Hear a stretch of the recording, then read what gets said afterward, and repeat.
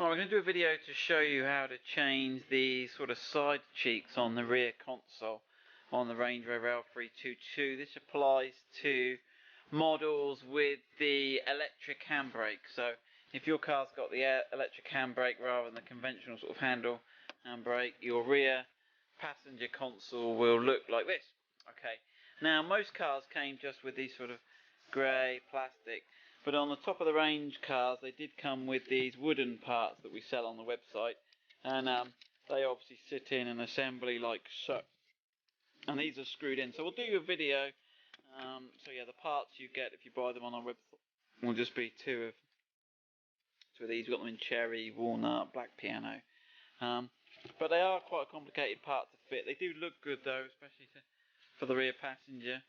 So we'll talk you through how to do it. Obviously we've sort of got this centre console out of a car that we've bought for development, and we haven't quite got all the bits, but we'll go through and hopefully that'll help you on your way. So I'll pass the camera over to Tom.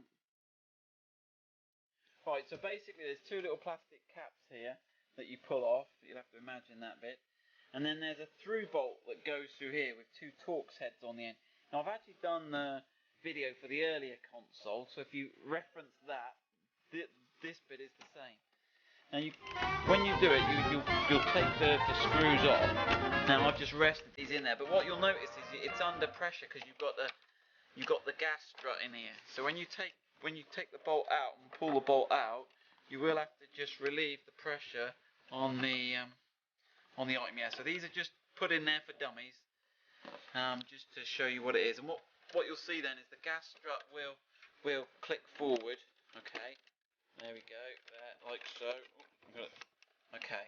So that's all safe there. But what we need to now do is remove this Torx T20. So if I can do it from the other side here, it should give you a good view. Wind out that Torx T20 there, okay, and that will just remove the screw there.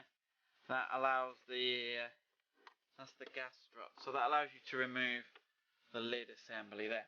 Okay, right, we'll put that to one side now.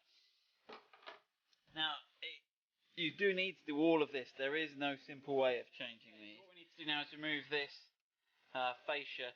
Now it's just held on with some spring clips, but it's pretty hard. Now you need to pull it off in this sort of direction. So we found the easiest way, rather than straining, is to just put a couple of... You may have to move the seats forward in the car slightly to give you the room to do this, but if you just pull it forward, that'll release those clips. With the clips released on each side, you need to come in at the top here. Now the best, if you come around the back here, Tom, the best bit is to go in just in this corner here. Okay, because that's where the clips are. And just lever it out there. So you can pull this forward, but not too much. You've got these two connectors. Now you can get in there and pull those out, but they're kind of tricky. So if you're just changing the thing, it might be easier just to rest this up at the back and put a screwdriver or something through one of those side holes, which will just hold that out the way. And then what we need to do is undo these two fitting holes here. Okay, so I'll just grab the Torx T20 and undo those. Okay, that's with our Torx T20 driver.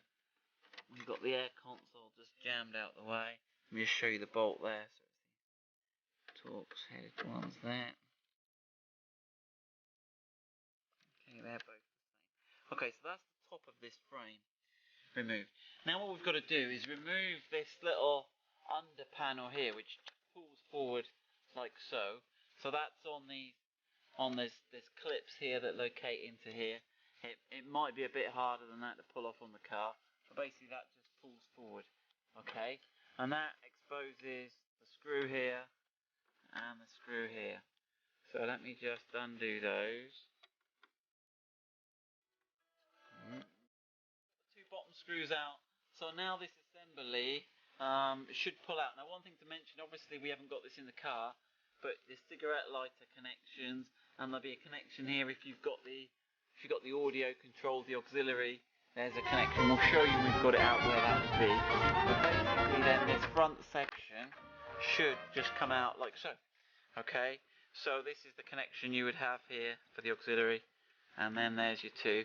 And we also sell this frame on the website as well. So if you need to change this frame.